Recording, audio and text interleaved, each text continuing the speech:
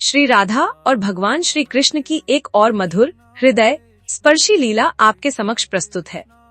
यह कथा उस समय की है जब वृंदावन की हरियाली अपने पूर्ण यौवन पर थी।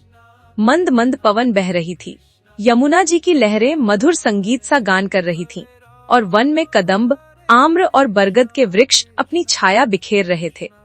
उसी सुहावने क्षण में श्री राधा और श्याम सुंदर एकांत वन में विहार कर रहे थे।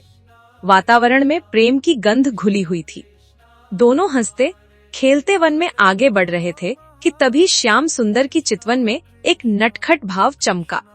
वे धीरे से राधा जी के समीप आए और बोले, राधे, क्या तुम मुझ पर विश्वास करती हो?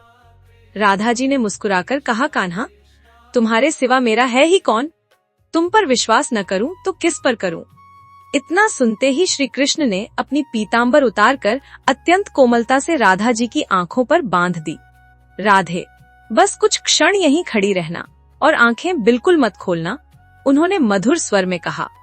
राधा जी हल्का सा चौंकी, पर उनके अधरों पर मुस्कान बनी रही। वे बरगद के विशाल वृक्ष के पीछे स्थिर खड़ी रहीं। इधर श्री कृष्ण तीव्र गति से कुछ दूरी पर स्थित एक कदम वृक्ष के नीचे चले गए। वहां वे अत्यंत प्रेम और लगन से कुछ रचने लगे। समय बीतने लगा। कुछ ही क्षण राधा जी को युग समान प्रतीत होने लगे। उन्होंने पुकारा, कान्हा, अब मुझसे और खड़ा नहीं हुआ जाता। मेरी आंखों में पीड़ा होने लगी है। कदम के नीचे से मधुर हंसी सुनाई दी। राधे, बस कुछ ही पल और, तुम्हारा श्याम तुम्हारे लिए कुछ विशेष बना रहा है। राधा जी ने पुनः धैर्य धारण किया। वे आंखें मूंदे खड़ी रहीं, जैसे विश्वास ही उनका आधार हो। कुछ ही देर में श्री कृष्ण अपना कार्य पूर्ण कर चुके थे। वे धीरे से राधा जी के समीप आए। अत्यंत कोमलता से उन्होंने अपनी पीतांबर खोली। राधा जी ने धीरे धीरे नेत्र खोले। उनकी दृष्टि में उत्सुकता और प्रेम दोनों झलक रहे थे। आओ राधे, श्री कृष्ण ने उनका हाथ थामते हुए कहा। वे उन्हें कदम वृक्ष के नीचे ले गए। वहां पहुंचकर राधा जी की आंखें आश्चर्य से फैल गईं। उनके सामने पुष्पों से सुसज्जित एक अद्भुत विशाल झूला था। रंग बिरंगे पुष्पों से वह इस प्रकार सजाया गया था मानो स्वयं वसंत देव वहां उतर आए। झूले के चारों ओर सुगंध बिखरी हुई थी और पास ही बहती यमुना की लहरें उसे स्पर्श करने को आतुर प्रतीत हो रही थीं। राधा जी एक छोटी बालिका की भांति हंस पड़ी। वे दौड़कर उस झूले से लिपट गईं। कान्हा, क्या यह मेरे लिए है? तो और किसके लिए राधे? श्री कृष्ण ने प्रेम से कहा। राधा जी झूले पर बैठ गईं और शरारती स्वर में बोली, कान्हा, पीछे से थोड़ा धक्का लगाओ ना। श्याम सुंदर मुस्कुराए और पीछे से झूले को धीरे धीरे धक्का देने लगे। झूला आगे पीछे झूलने लगा। यह झूला इस प्रकार बनाया गया था कि जब राधा जी आगे बढ़ती या पीछे आती, उनके कोमल चरण यमुना की निर्मल लहरों को हल्के से स्पर्श कर लेते। जल की बूंदें उनके चरणों को चूमकर पुनः यमुना में विलीन हो जाती। कुछ समय यूं ही बीत गया। तभी राधा जी की दृष्टि झूले में सजे एक श्वेत पुष्प पर पड़ी।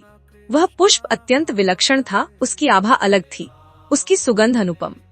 राधा जी ने आश्चर्य से पूछा, कान्हा, यह पुष्प हमारे व्रज में तो नहीं होता, इसे कहाँ से लाए? श्री कृष्ण की मुस्कान गहरी हो गई। वे झूला रोककर राधा जी के पास बैठ गए। उनकी आंखों में एक अनोखी कोमलता उतर आई। राधे, वे धीरे से बोले, ये पुष्प मैं त्रेतायुग से लाया हूँ। त्रेतायुग? राधा जी चकित हुईं। कैसे? श्याम सुंदर की दृष्टि कहीं दूर अतीत में चली गई। जब मैं मर्यादा पुरुषोत्तम श्रीराम के रूप में अवतरित हुआ था, तब एक दिन मैंने तुम्हें पहली बार पुष्प वाटिका में देखा था। तुम वहां खड़ी थीं, अलौकिक सौंदर्य से दीप्त। उस क्षण मेरा मन हुआ कि तुम्हें अपने हाथों से पुष्पों का एक झूला बनाकर दूं, परंतु उस समय मैं मर्यादा में बंधा था। रामावतार में अपनी इच्छा प्रकट न कर सका।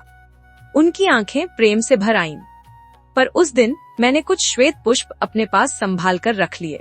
मैंने मन ही मन निश्चय किया कि जब समय आएगा, जब मैं पुनः तुम्हारे संग मुक्त भाव से लीला करूंगा, तब अपनी वह अधूरी इच्छा पूर्ण करूंगा। राधा जी की आंखें भी नम हो उठीं। तो यह झूला? हाँ राधे, कृष्ण बोले, यह उस अधूरी इच्छा की पूर्णता है। आज मैंने वर्षों पूर्व की अपनी अभिलाषा को साकार किया है। राधा जी भाव विभोर हो उठी। उन्होंने प्रेम से श्री कृष्ण के कोमल हाथों को अपने अधरों से स्पर्श किया। कान्हा, तुम्हारा प्रेम ही मेरा सबसे बड़ा उपहार है। इसके पश्चात दोनों एक साथ उस पुष्प झूले पर बैठ गए। यमुना की लहरें मधुर राग छेड़ने लगीं, कदम्ब वृक्ष साक्षी बना खड़ा रहा और वृंदावन की वायु उस दिव्य प्रेम की सुगंध से भर उठी। उस दिन केवल एक झूला नहीं झूला था, त्रेतायुग की अधूरी इच्छा पूर्ण हुई थी। राम और सीता का सूक्ष्म प्रेम कृष्ण और राधा की लीला में पुनः प्रकट हुआ था। और तभी से कहा जाता है कि प्रेम कभी अधूरा नहीं रहता, वह समय की सीमाओं को पार कर अपनी पूर्णता अवश्य पाता है।